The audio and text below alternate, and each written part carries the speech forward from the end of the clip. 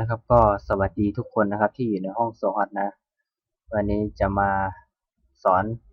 เกี่ยวกับโปรแกรมแซมเบื้องต้นสำหรับ DJ ใหม่เรามาเริ่มกันเลยไม่ต้องอธิบายอะไรมากเสียเวลาเดี๋ยวคลิปมันยาวเวลาเราเปิดแซมมาแล้วมันจะมีหน้าต่างมันอาจจะไม่เป็นแบบนี้แต่คืออยากให้ DJ ใหม่นะให้ทำตามนี้ให้ติ๊กถูกตามนี้เลยนะอ่า ให้ทำแบบนี้เลยเราก็จัดหน้าต่างให้มันดีๆหน่อยแล้วมันจะได้สอนเข้าใจง่ายๆเข้าใจตรงกันมาเริ่มเลยอ่ะปัญหาที่เจอหลักๆคือถามเลยว่าพี่จะเอาเพลงใส่ยังไงเพลงนะครับให้มาที่ตรงนี้ช่องนี้เลยช่องนี้แล้วมาที่ดาวอันที่สองตรงนี้อ่าแล้วก็ดับเบิลคลิกพอดับเบิลคลิกมาเราก็จะเจอหน้าต่างพวกนี้อ่า แต่ว่ายังไม่มีแฟ้มพวกนี้นะจะมีแค่หน้าต่างแล้วเราก็คลิกเข้าไปที่นี่ต่อดับเบิลคลิกอ่ะแต่ว่าพวกนี้ยังไม่มีนะคือไม่มีอะไรเลยตอนแรกๆนะแล้วเราจะทำไฟล์อย่างนี้ทำไงคลิกขวากด new แล้วมันก็จะให้เราตั้งชื่อเราก็ตั้งชื่อไปว่าเพลงไปว่าเพลงแล้วกด enter หนึ่งทีอ่ะแล้วก็ดับเบิลคลิกเข้าไป นี่แหละขั้นตอนนี้คือขั้นตอนที่เอาเพลงใส่การเอาเพลงใส่มีทั้งหมดอยู่3วิธีคือกดบวกตรงนี้กับกดลูกศรลงแล้วก็กด Ctrl O ตรงนี้แล้วพอมันขึ้นหน้าต่างนี้มาบางทีมันก็อาจจะอยู่นี่อยู่นี่อยู่นี่ไม่รู้แหละว่าแต่เพราะว่าแต่ละคนมันจะไม่เหมือนกันนะแต่อ่ะบางคนก็อยู่หน้าเดสก์ท็อปเลยถ้าอยู่เดสก์ท็อปนะให้เข้าไปที่ My Com แล้วเพลงของคุณเก็บไว้ได้ไหนของผมเก็บไว้ได้อยู่ไฟล์ไหนก็หาไปเรื่อยๆจนเจอเพลงอยู่เพลงก็หาไปหาไปจนเจอละอืมพอพอเราได้เพลงมาแล้วใช่ไหมล่ะเราจะเอาเพลงใส่ไงให้มันคุมดำเมื่อกี้ขอโทษทำเร็วไปคุมดำไงหรือว่าเราจะคุมดำแบบนี้ก็ได้หรือจะกดคลิก1 อันแล้วกด Ctrl A มันก็ดำแล้วพอเราเสร็จปุ๊บเราเลือกคุมดำแล้วเราเลือกเพลงแล้วเราจะเล่นเพลงนี้เราก็ให้กด Open กดเปิดนั่นแหละพอกด Open ปุ๊บเราก็จะได้เพลงมาใส่ที่หน้านี้แล้วเราจะเล่นเพลงยังไง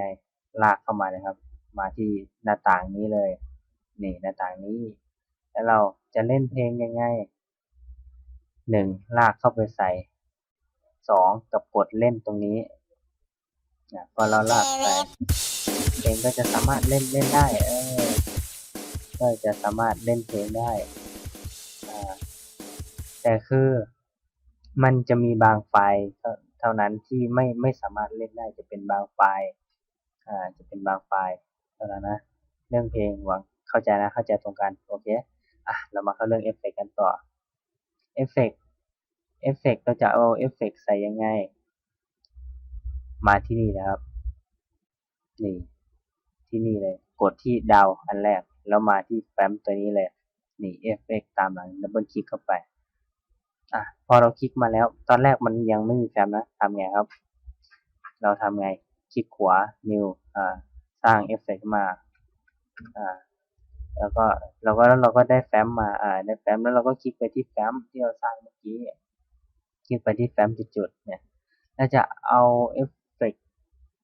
มาจากไหนเอฟเฟกต์ถ้าใครไม่มีนะครับ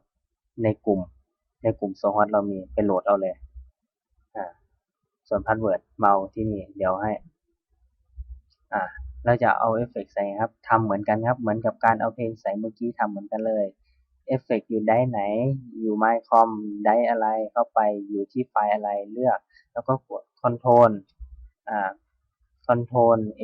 ปุ่มดำหมดหรือจะลากปุ่มดำก็ได้แล้วก็กด Open เหมือนเดิมแล้วเอฟเฟกต์เราก็จะมาใส่เป็นแบบนี้หมดเลยนี่แล้วเราก็จะได้เอฟเฟกต์มาแล้วพอเอาเอฟเฟกต์ใส่แล้วทำไมกดเล่นเอฟเฟกต์แล้วทำไมมันไม่ดังนี่ครับปัญหาต่อไปนี่เห็นตรงนี้ไหมลูกศรชี้ลงกดลูกศรลงเนี่ย แล้วเห็นไหมไฟล์ที่เราสร้างชื่อเมื่อกี้จุดๆคลิกเข้าไปเลยพอเราคลิกเข้าไปแล้วเราก็จะได้เอฟเฟกต์มาแบบนี้แล้วเราลองกดเล่นดูดิได้ไหมสรุปว่าได้นะครับเข้าใจตรงกันนะOkay. โอเคนะครับ ถ้าไม่เข้าใจอะไรนะครับก็มาสามารถสอบถามกับผมตรงๆนะ DJWPM นะแล้วก็จะมาสอนเรื่องการเปิดเพลงต่อจะมาสอนการเปิดเพลงในห้องต่อเลยมาสอนการเปิดเพลงห้องต่ออันดับแรกครับต้องขึ้นคิวก่อนนะขึ้นคิวก่อนอันดับแรกขึ้นคิวแล้วให้กดลูกศรลงตรงนี้ตอนแรกนะครับของ DJ ใหม่จะยังไม่มีพวกนี้นะครับจะมีแค่นี้เองจะอยู่ในโหมดนี้แล้วจะเล่นเพลงในแซมยังไงอื่นๆครับคลิกเข้าไปอื่นๆแล้วมันก็จะให้เราเลือกครับแล้วเราก็คลิกมาที่เดสก์ท็อปตรงนี้เดสก์ท็อปนี่เดสก์ท็อปแล้วเราก็เลื่อนลงครับหาโปรแกรมแซมนะครับโปรแกรมแซมไหนพอคลิกแซมแล้วทำไงกดคลิกหนึ่งทีให้มันคุมดาวแบบนี้แล้วกด Open แล้วเราก็ลองเช็คดูที่มันมายังกดลูกศรลงเช็คแล้วมันมาแล้วแล้วเราก็กดเพลงหนึ่งทีแล้วแซมมันก็จะเปิดขึ้นเองโดยอัตโนมัตินะครับพอเปิดแล้วแซมหายไปไหนทำไมไม่เห็นอยู่แถบล่างนี้ไม่มีอยู่ไหน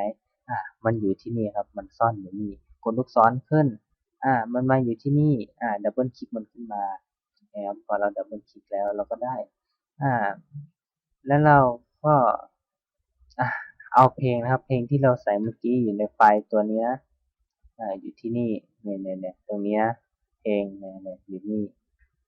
แล้วก็เอาเพลงมาใส่เลยอยู่แฟ้มไหนเราสร้างกี่แฟ้มก็เอาเพลงมาเนี่ยแล้วเราก็ลากเพลงใส่เนี่ยหรือว่าจะกดเล่นนี้ก็ได้หรือจะลากใส่ก็ได้กดเล่นตรงนี้เลยเนี่ยครับสรุปเราก็ได้เพลงมาแล้วทั้งเพลงทั้งเอฟเฟกต์นะครับแล้วเราดูในห้องนี้ในห้องขึ้นไหมถ้าขึ้น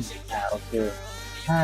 ถ้าไม่รู้ว่าเสียงเพลงตัวเองมันดังไหมหรือไม่ดังกดบันทึกเสียงกดเลยตรงนี้กดบันทึกไปแล้วเราก็พูดแล้วเราก็เล่นเอฟเฟกต์อะไรไปแบบนี้นะอะไรแล้วเราก็หยุดแล้วเราก็เปิดโฟลเดอร์เปิดโฟลเดอร์ขึ้นมาเปิดโฟลเดอร์แล้วเราก็ลองฟังนี้ลองฟัง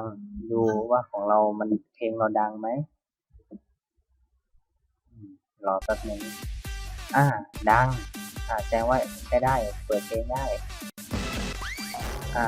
เอฟเฟกต์ก็เล่นได้เนี่ยนะโอเคนะเข้าใจตรงกันนะครับดีเจใหม่ทุกคนถ้าใครไม่เข้าใจอะไรก็มาสอบถามกันตรงๆเลยนะที่ไหนครับห้องโซฮอตนะครับห้องโซฮอตเรานี่ห้องโซฮอตเราเข้าห้องโซฮอตเป็นไหมไม่เป็นใช่ครับมาที่เลยยอดนิยมเลื่อนลงมาเนี่ยเห็นไหมนี่รูปนี้นะนี่รับดีเจมอสโซฮอตนี่รูปนี้จำไว้เลยรูปนี้นี่รูปปีศาจตัวน้อยเข้าไปเลยครับแล้วก็หาเลยครับหัวเหลืองครับนี่ครับคนนี้เลยคนนี้ใครไม่เข้าใจอะไรมาสอบถามคนนี้ได้โดยตรงทันทีนะครับก็ส่วนเรื่องไมค์อะไรนะครับก็ทำเป็นนะครับหวังว่าทุกคนทำเป็นถ้าไม่เข้าใจแล้วก็มาสอบถามตรงเลยก็สำหรับวันนี้นะครับก็เพียงแค่นี้นะขอบคุณนะครับเข้าใจตรงกันนะดีเจใหม่